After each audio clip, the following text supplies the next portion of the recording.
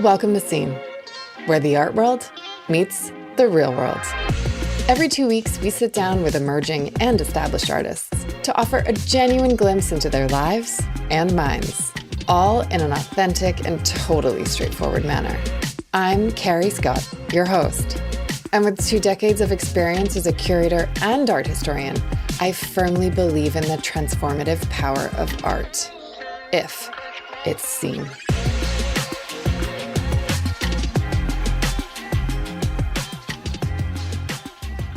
Have you seen Richelle Rich's work?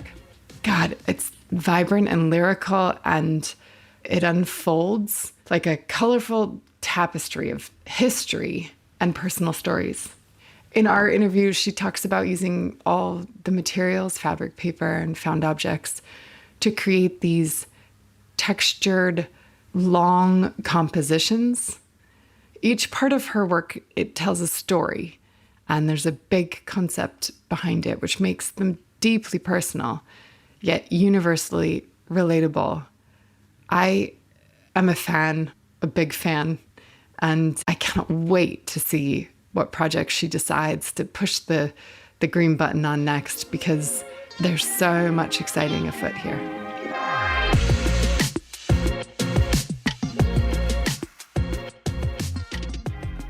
Hello, Richelle. Hello. Thank you so much for being on. I know it's early your morning, our afternoon, but Richelle is joining us from LA, and obviously Scene, we are in London. So first and foremost, thanks for coming on. I want to start with just like the story of your life, because the minute you start talking, people are going to be like, that lady is not from LA. So what are you doing there? Really not from LA. What am I doing here? Well, we moved here 10 years ago with my husband. He's a musician, so he had a visa, and we ended up here through his visa. But I spent most of my adult life in London, and prior to that, I was brought up on the Isle of Wight, which is a small island off the south coast of England. So in some ways, LA is not a million miles from, it's 6,000 miles, obviously, but it's a seaside place. Even though it's a big city and I was brought up in a really small town, we live on the edge, of an ocean. And in some ways, it makes it feel like home, even though I'm so far away. And where are you right now? Like, where are you sat?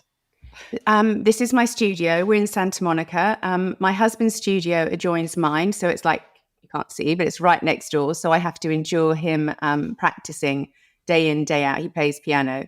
And it's in the end of our yard. So it's a great space. It's got lots of light. It would have more, but it's surrounded by about 15 tons of passion fruit vines.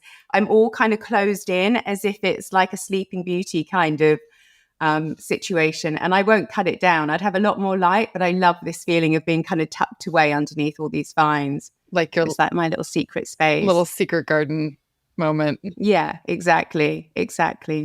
If you bumped into me on the street and you had to sort of describe what you do or explain why you're an artist, what would be like the go-to phrase you'd use? I think I make art to make sense of the world. I think it's just how I've always functioned. The world makes more sense to me when I'm making something to work through what I'm witnessing or seeing. My favorite toy when I was a kid was a microscope. And I had this little garden shed, and I would sit in there with a microscope and a chemistry set. And that's all I wanted to do. And at the moment, I'm using a macro lens on my camera, and I'm looking at things really closely. And I think it's how I investigate what's happening in the world. It's how I make sense of it.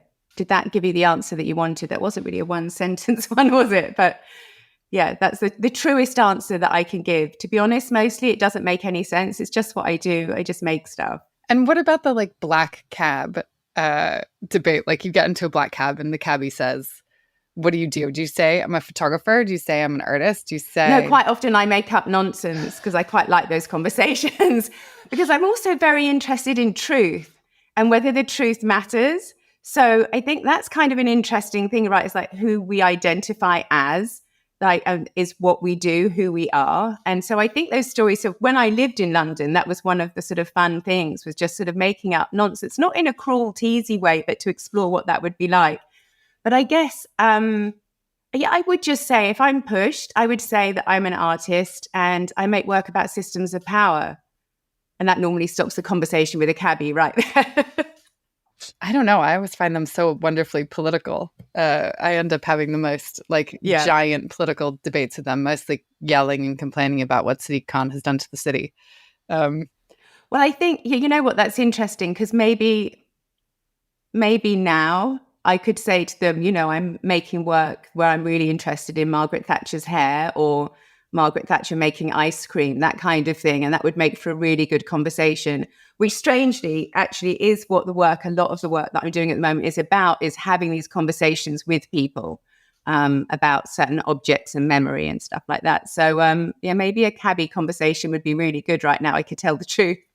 Well, you know, we're going to have to go back to Margaret Thatcher and ice cream and hair. What are you talking about? So, as I said, I was brought up on the Isle of Wight, and finally, after being 6,000 miles away for some time, I think I feel safer about really looking at the place that I came from, where I spent my childhood till I was 16.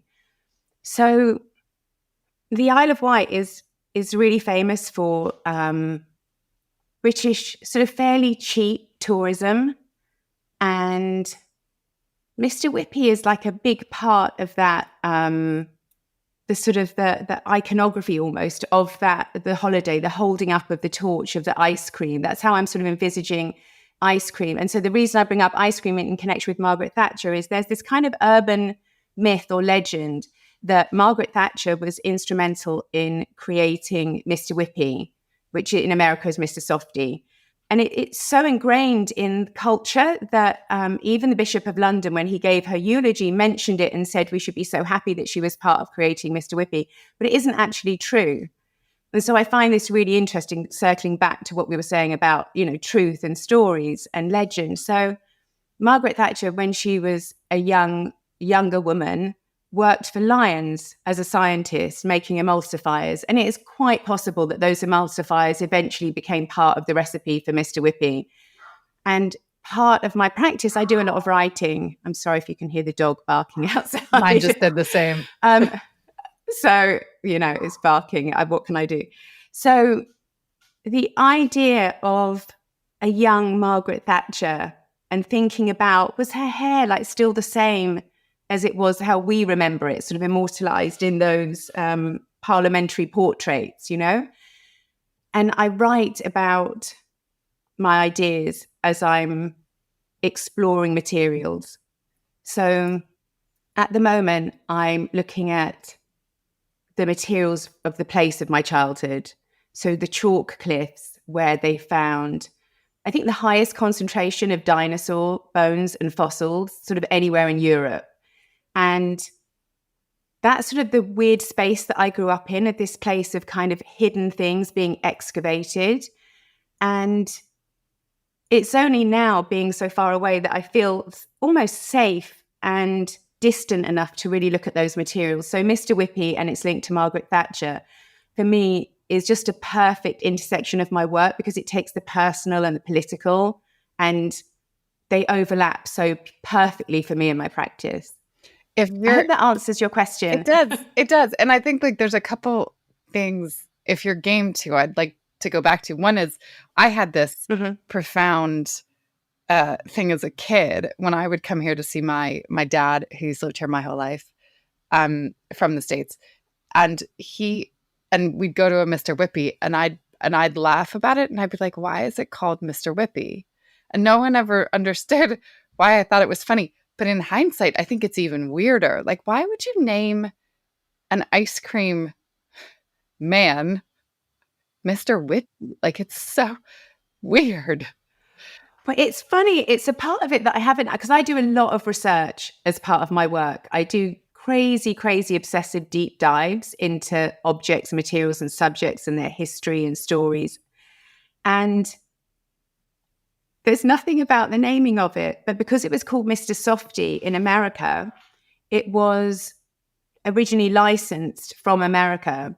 And so whether they just thought it was as close as they could get and sort of keeping on brand, I don't know. But strangely enough, they've actually removed the Mr., I believe now. It's now called Whippy because, it's being more positive and gender positive, who knows? But yeah, no more Mr. Whippy. It's just called Whippy. I'm glad. I don't think the idea of anyone being whipped before their ice cream is a good. But that's an interesting thing, okay? Because at when I was a kid, those things meant nothing to us, right? When you were little, but presumably adults had a better understanding of why that was a strange name. Right? So weird. But it goes back to this, as you said, sort of systems of power and looking at them. I've never mentioned that to anyone, but as you were saying it, I was like, oh my God, I can remember being like, that's really weird. And my dad just looking at me like, why is it weird? It's not weird.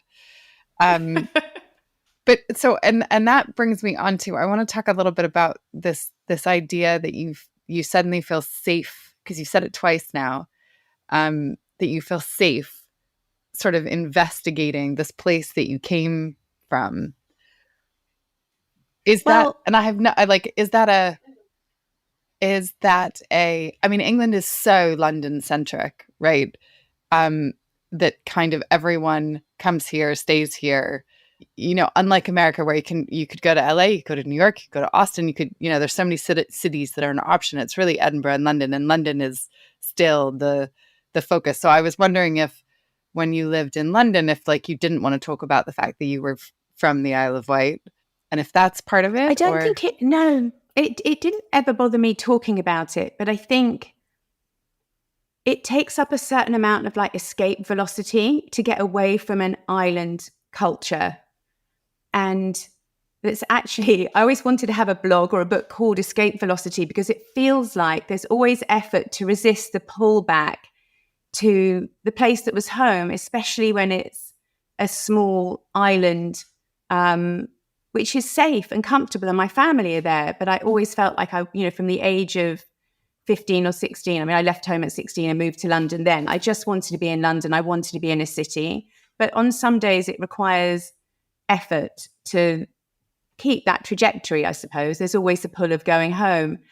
And being this far away and making the commitment to be here, and time as well, this much time away from it, I guess that's what I mean about the safety of it. I never really wanted to entertain the possibility of going back, not because it isn't the most beautiful place to live. Yeah, I'm still working through that bit. The work is still in progress. This is either going to be the most fantastic interview for the Isle of Wight tourist board or the worst. Yes, it's so gorgeous.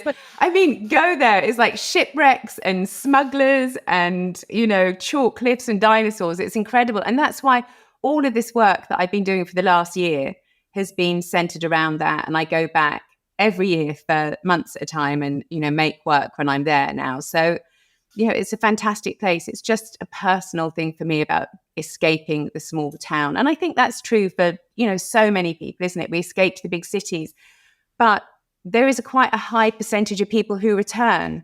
And I never really wanted to. So, but for various different reasons. There's a real element of, I don't want to use the word romantic because it's not that. And I don't want to say fairy tale, but when I look at your work, I see this a sort of storytelling or there's something magical in it that it's not sort of pin sharp, accurate representations of reality. There's a layer that you imbue in it. Do you think that that's true? Is that or do you think that's an accurate way of looking at your work? I mean, I would never say what's an accurate way, but I love that that's what you see in it. I would never tell someone how they should see it and whether their way of seeing it is right or wrong. But I definitely think I'm in the process of making it. There is a transcendent or transformative quality. And some people might say that it's whimsical because I draw on a lot of stories and folklore. And, there's a lot of stories around chalk, for instance, that I'm looking at. I won't go into like huge fairy tales about it, but there's lots of them out there. So the idea of kind of symbolism and magic and transcendence are definitely part of that. And I don't know if you remember when they had the first women's marches here, I used to have sign making parties in my studio for all of the kids, and we would take the kids on these marches. And it was a really big deal here in LA. It was a really big deal for me, actually, because I was taught by political artists. The teachers that I had coming up through St. Martin's and the Royal College were printmakers. They wanted to disseminate information quickly and cheaply and sort of democratically. And so the women's marches were just a joy for me to actually be out there and being able to take my kids on this kind of journey of activism. One of the signs was, we are the granddaughters of the witches that you didn't burn or couldn't burn. And I think that allowed me actually to lean into this idea of magic, which has always appealed to me. Like my imaginary friend when I was a kid was a witch and my sister's was a dragon, so it was very much a part of, again, perhaps a culture that I just thought it was too feminine for a long time or too spiritual, and that it wasn't something that was permitted within a very male-centric kind of culture. And when seeing that sign, I literally got, goosebumps, and I'm more comfortable talking about the transcendent quality of the work now. I think since seeing that. So it feels like actually an act of political activism to be able to even say that this work has that quality to it. Did you ever, I don't know how to put this, did you ever think you wanted to make your work more political? Because it always has a hint of it. It has like, and this isn't me saying, oh God, I wish you made more like overtly political work and you hit us over the head with it. Because I don't want that. I absolutely love what you do. But I just wondered if at any point you gave pause to like, oh, could I come out swinging here? Like, do I want to make it much more overt?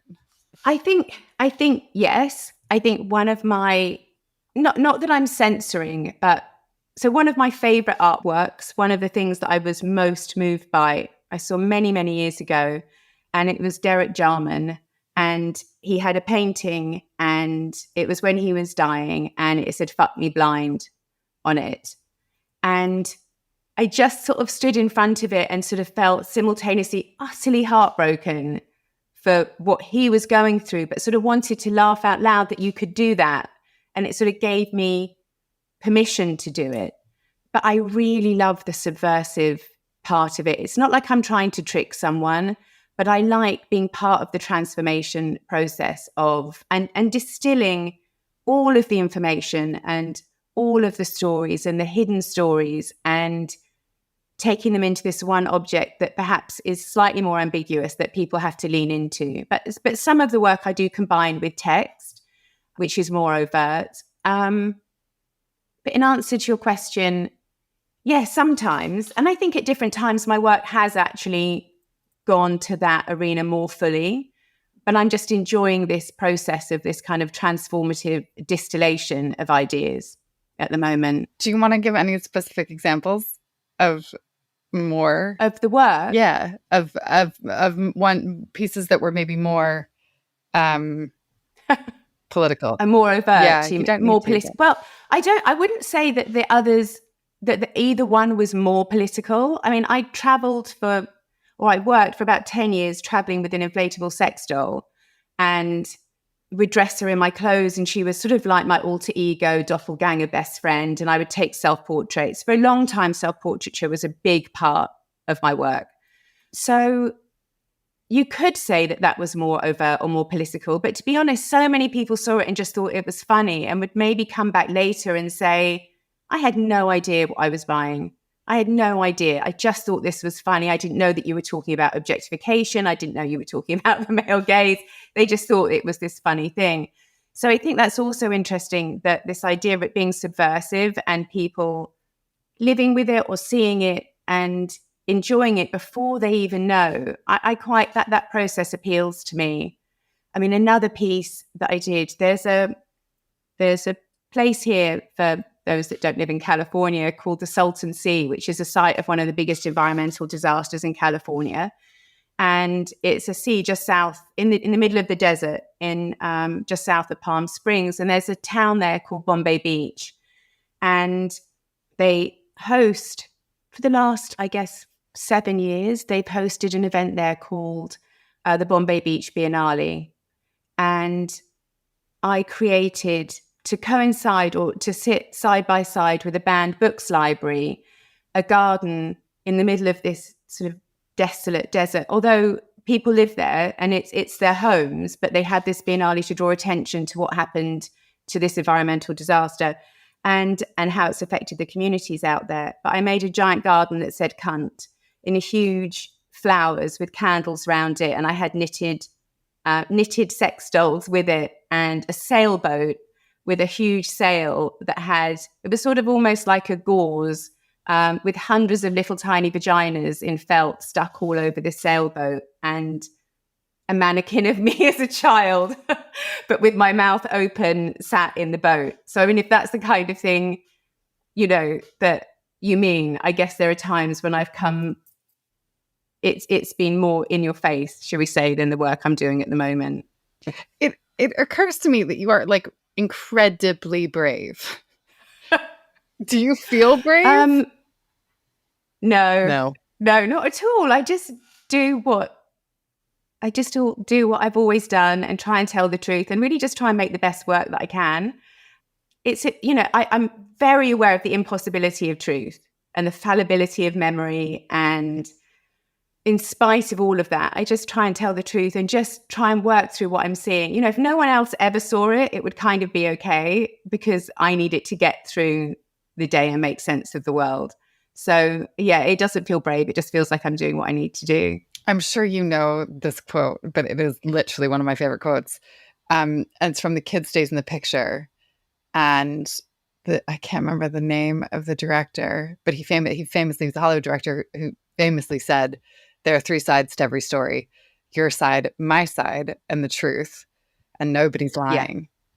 Yeah. And that has stuck with me through... Yeah, I mean, probably 20 years. I mean, that film is so old now, but I think it's so true.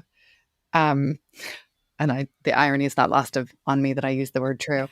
But it makes sense to me that we should all look at how people speak through that lens. Mm-hmm. So what about the cultural shift for you you're English through and through. You went to the Royal Academy of Arts. Did you study? No, I went to the Royal College. I went to the Royal College. Did you study photography there? Printmaking. So I did printmaking and photomedia at St. Martin's, and I did printmaking at the Royal College.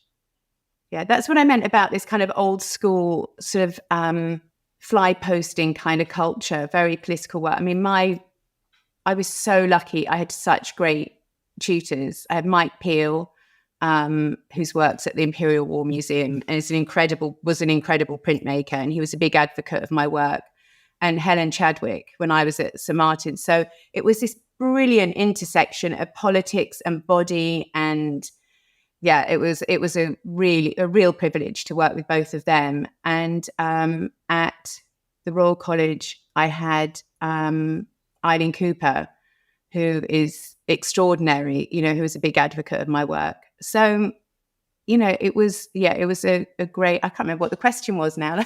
Well, I don't know what you asked me. The cultural shift from this, like the UK and the way the UK works to now being LA and trying to get used to the way that, California works. I think we just came here and just did our thing. Like I said, my studio, I'm a kind of reclusive in here. I just sort of do my work.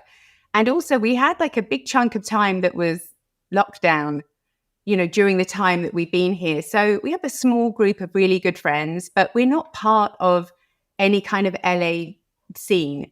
We're just lucky enough to live somewhere really beautiful where it's sunnier a bit more than it is in England. There are definitely differences, obviously. I think perhaps New Yorkers have a harder time moving here than you do actually from England, because we know we're coming somewhere else. But New Yorkers come here and think they're still in America, and it's so different. It's such a different thing. I love it. I like the optimism. I like the environment. My kids are outside possibly a tiny bit more than they would have been in England. Yeah. I can't really say. I don't see it as being totally separate. Just meet people, and take people at face value, and their accents are a bit different.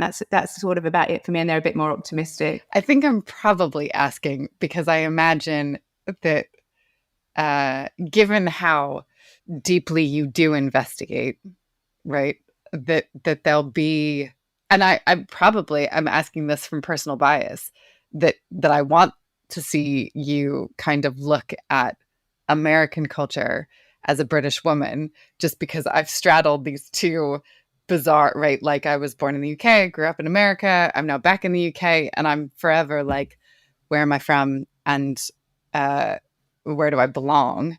So I think I was hoping you'd be like, and yes, actually, deep down, I can. The next series is going to be all about this.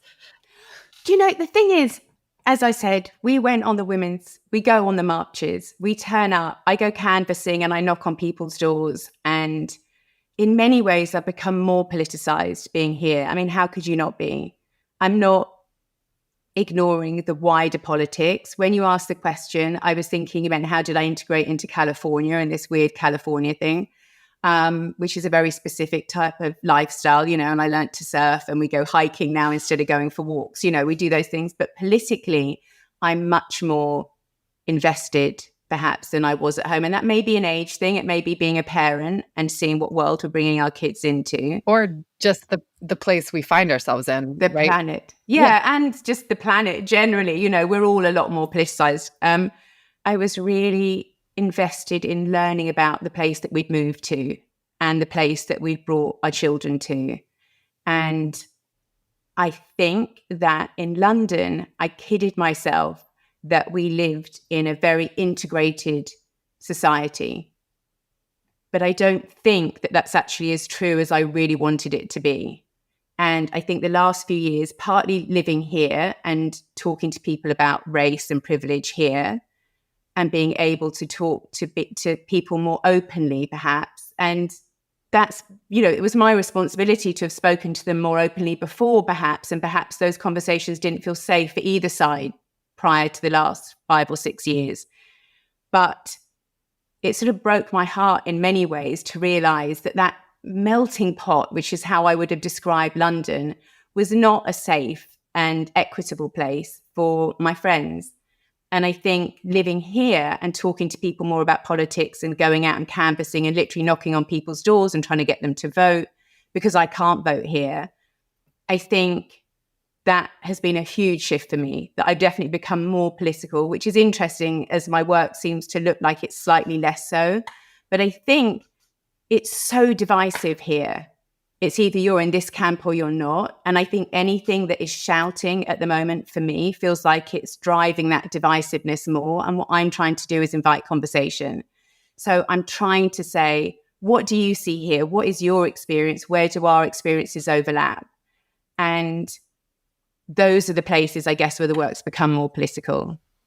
I mean, so well said. And thank you, because that's exactly what we need, right? We like, the conversations need to be had. My best friend in the whole world, I met her right when we moved to the States, and she and I could not be more different, right? She runs an animal rescue. She is not interested in like any sort of research or like school. She just was not into, and she is a Republican. And I mean, and this woman is my person, right? Like she, if anything happens, I call her. If things don't happen, I call her, right? Like it's just, she's kind of there and I love her to bits. But with the last election, I was aware that we had stopped talking, like that we just weren't, right? We'd be texting a ton, but like I didn't want to FaceTime her. I didn't want to I just didn't want to go there. And then I had like 2 glasses of wine and I think I called her and I was like, what is wrong with us? Like, if you and I can't talk about this, it's everything that's wrong in the world. Like what? We cannot hide from this. We need to just be able to talk about how we feel. And yeah, so I think you are just so right that the world is so polarizing right now. And the more that we can have these sort of gentle discussions, the better it will be. Can I just add to that, though? I don't feel very gentle about the abortion rights. No, me neither. There's, I can have conversations about lots of stuff, and I really try. But that one, I find that one hard to be quiet about and hard to go gently. And to defend her for a second. Yeah. She would be the same. And lives in a state and she would not move to a state where you couldn't have an abortion. So, I mean, I think that one there's a line. There is a line you can cross. I'm with you. Since we're kind of talking about it, tell me about what's your experience been being an artist and a mother? It's a different time of my life and it's challenging. But I say that within the framework of having and acknowledging I have an enormous amount of privilege within those challenges. So time is just much, much more precious. Time to myself, time to think. I think the bit that gets lost a little bit is the time to really just sit and think. No, I can carve out time in the studio to make the work, but the actual just space to think about ideas. And so for me, quite often I wake up at 3 a.m. and either dictate stuff or write stuff then, because it's the only time that I can really kind of breathe and feel quiet, even though the kids are at school, for most of the day. Like all last week, I had my youngest son home with a cough and we just sat on the sofa for most of the week watching The Walking Dead. It's like I could have made a choice. I could have put him in front of the TV and come in here and done it, done my work. And I just thought, they're young teenagers now and I'm kind of dull to them anyway. So making the most of them still wanting me around. But, I could tell you that that society is so unfair for mothers and so unbalanced. But that kind of already. You're a working mum. It doesn't matter how much help you have, the wife work and the mother work that goes on in your head. If someone helps you with the chores or someone helps you with the kids for a few hours, nothing stops that noise in your head of the stuff that you need to do and the responsibility that you hold in trying to bring humans into the world and good humans into the world. And I'm raising 2 men. Yes. And how exactly? So how do you bring young men into the world that understand the privilege that they have, understand the responsibilities they have without placing guilt on them? It's an interesting time, I think, to be raising men, and I'm really grateful to have that opportunity to try. But man, it's hard. It's hard and it's frustrating. Yeah, I mean, I completely agree. When I had my first son, I was working full time. I was creative director on a clothing label, and that rush back home to try and get back from the studio before he went to sleep. And then also the idea of trying to carve out time to make my work just didn't happen. So I made work out of the stuff literally that was in the house. I've got a whole series of work where I'm literally covered in shit out of the nappy. I've got work where I'm covered in baby formula. I make work out of Play-Doh. Because I had to do it when I was in it, because there wasn't an escape from it. My husband was on tour for the first 3 years of having 2 kids under 2. He was back in between a little bit, but just for weeks. So I was right in the mess of motherhood and the trauma and the depression and all of it of being left with these 2 little ones and having anxiety. And I would just use the materials that were around me because I had to keep making. And it's interesting. I'm just looking at that work now and thinking about how do I share that, because I've recently had an inquiry about that work. But it was so intimate and so personal and so difficult to make, time-wise difficult and access-wise difficult, but also emotionally difficult to make it, because I found those first few years of motherhood really difficult. Well, please share it, because I think, as you opened with, that you're in a position of privilege. I feel this deeply. Like I've got two healthy, happy boys. And I do have help, and, you know, I have a roof over my head, but I still feel like a wild horse who's being broken in sometimes. That like, that I'm like, no, I can't. And I said this to my husband actually just last week, where I was like, I'm sorry that I can't just get over it, and that I can't just accept that I am the default, and that the labor, whether it's in the middle of the night or to pick them up from school, you know, that falls to me. And again, it falls to me because I have a flexible working life, right? I set the rules because I work for myself. So again, I know I'm privileged and I know I'm incredibly lucky, but I still feel like a horse that's being broken in. Like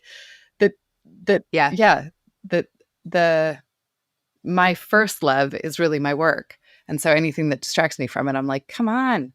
But like you, I spent an hour and a half on the sofa this morning with a child who's not well. Yeah.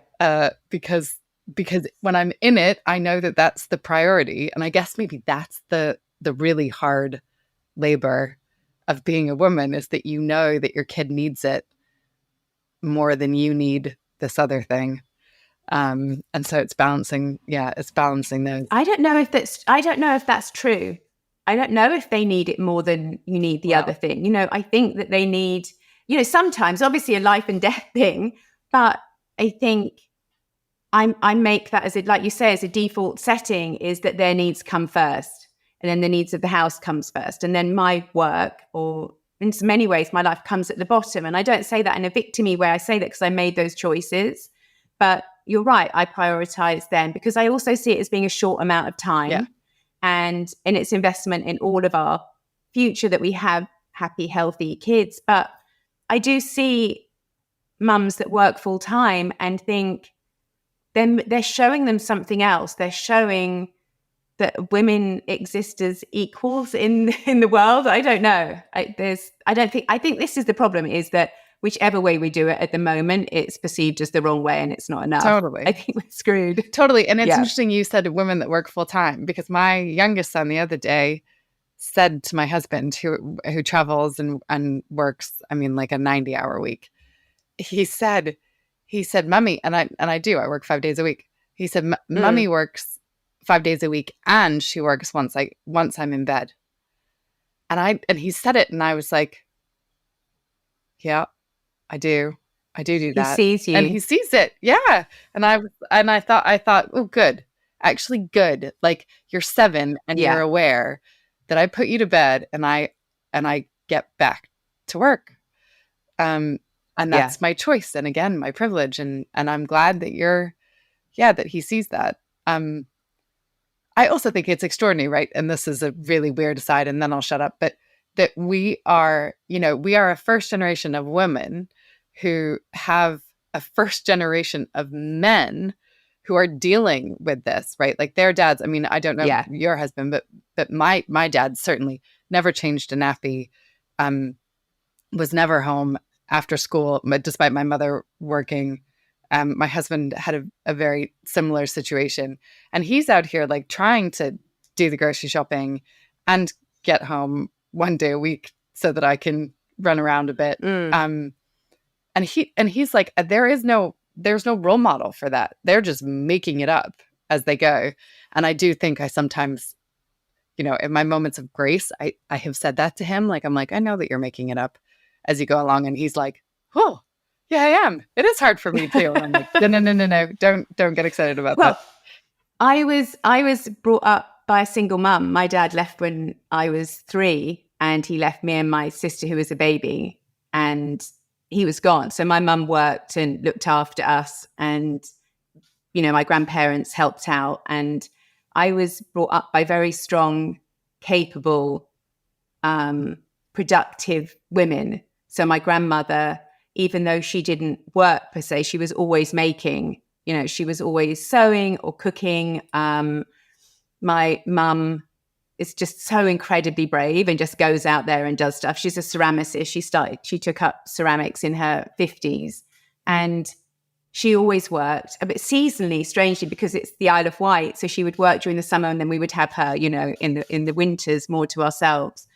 But so I didn't really have a good role model of a modern dad. My grandfather was extraordinarily loving, but he was probably a workaholic like me. I think that's probably where I got that from, that I just want to be working all the time. He had that first generation immigrant work ethic, and they ran hotels on the Isle of Wight. And my first jobs were working in those hotels, you know, sort of with him. So yeah, I didn't really have that hands-on dad role model anywhere. So it's a wonderful and frustrating and complicated relationship, you know, that we have now with our husbands, trying to get them to do the things. But I also never forget that my mum did this stuff on her own for a long time. And she remarried later in my teens, but yeah, she did it on her own. Well, that's beautiful and makes a lot of sense actually to me. Strong women, making stronger boys. That's the idea here, right? Is that our boys will be better. Okay, because we're way over time. We're supposed to keep these to half an hour, and we're just going for it. Tell me, if anyone wants to see your work, where can they go to see it? And will you just do that cheesy thing of shouting out your Instagram handle, because you know these will appear online and people can find you on Instagram. The best place actually to follow along with this project, because it's ongoing, would be on my Instagram. And also I have a newsletter. So the Instagram is @Richelle Rich. And you can, at my website, richellerich.com, you can sign up for the newsletter, and that will show you these events that are coming up where I'm serving ice cream in exchange for stories and memories about ice cream. So it's a participatory performance project that I'm working on using ice cream, and there'll be dates going out sort of in the newsletter sort of throughout the year. So that's the best place to keep in touch. Awesome. Well, I will certainly see you at your version of Mr. Whippy sometime soon. And thank you again for doing this. It's been awesome to chat. Oh, thank you so much for having me on. It's been so much fun.